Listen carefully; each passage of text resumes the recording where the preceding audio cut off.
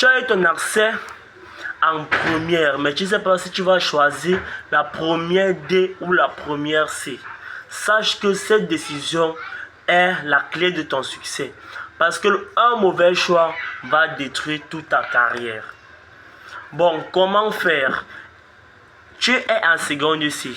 Tu as des moyennes généralement souvent en physique, en chimie, mais tu n'as pas les moyennes en mathématiques. Certaines personnes qui ont ce genre de difficultés vont se mettre dans la tête que la première D est mieux qualifiée pour eux. Par contre, c'est là le problème. C'est là le problème.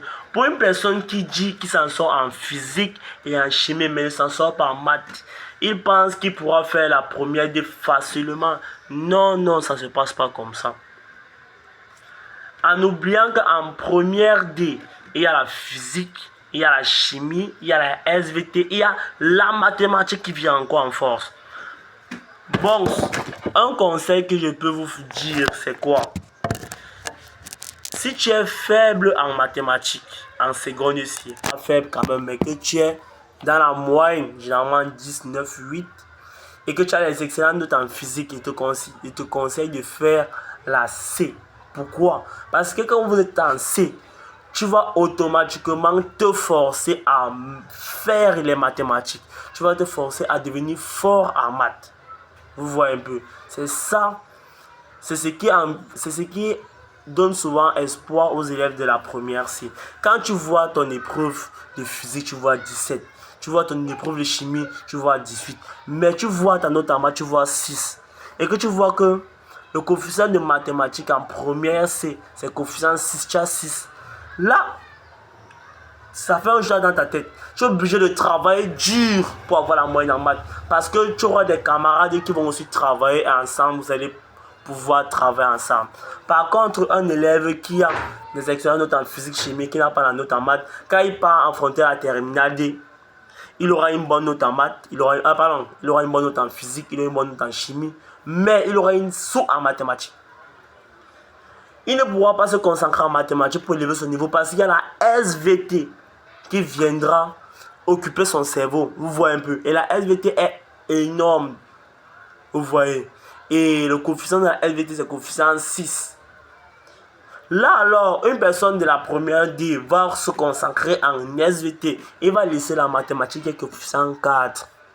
Vous-même, mettez-vous à votre place. C'est comme ça que tout le monde échoue en première D. Et je vous rappelle qu'entre les deux probatoires, c'est le probatoire D qui est plus difficile à obtenir. Oui, comparativement au probatoire C. Bon alors, il y a certains élèves aussi qui sont moyens. 10 en maths, 10 en physique, 10 en chimie, 10 en SVT parce qu'on fait SVT aussi en seconde. Bon, lui, il peut partir partout. Mais là, alors, ça va dépendre de sa façon de raisonner. D'où, parmi les filières là, parmi les matières là, laquelle il peut facilement avoir 10. Si tu peux facilement avoir 10 en physique, si tu peux facilement avoir 10 en maths et en physique, va faire première C. Si tu peux facilement avoir 10 en SVT et en chimie, on va faire la 10. Bon, il y a d'autres élèves là qui n'ont même pas ça.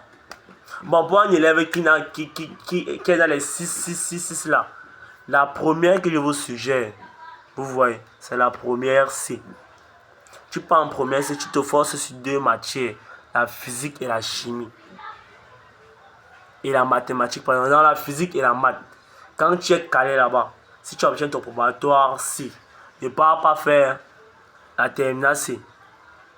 Si peut-être en première 8 tu as un bon niveau, que tu vois que tu peux, mais si tu as toujours le niveau de la seconde là, et que tu par chance ou bien par manière tu as eu le probatoire C, tu vis en terminale D.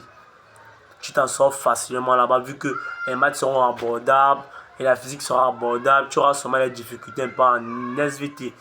Et sache que même la SVT de la première, on ajoute juste quelque chose, on ajoute juste quelques matières pour combler la terminale, vous voyez. Bon, pour un élève qui est fort en maths et qui n'est pas bon en physique, là, il est fort en maths, il est fort en SVT, mais il n'est pas bon en physique. Je le conseille de faire la D. En D, vos matières, généralement, vos épreuves de mathématiques viennent souvent faciles.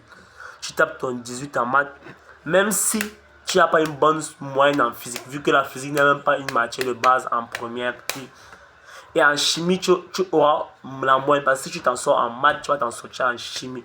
Et si tu as une bonne note en SVT, c'est fini, tu as validé ton probatoire D. En somme, un élève qui est moyen, qui a ces 10 là, vérifie où tu peux facilement avoir 10 en premier lieu. Que si on te donne l'épreuve, sans les efforts, tu as 10. Si c'est la maths et la physique, tu vas faire la C. Si c'est la SVT ou la chimie, tu vas faire la D. Pour un élève qui a les excellentes notes en physique, qui est faible en maths, il n'a qu'à partir en C. Bon, c'était tout les gars. Et n'oubliez pas de vous abonner.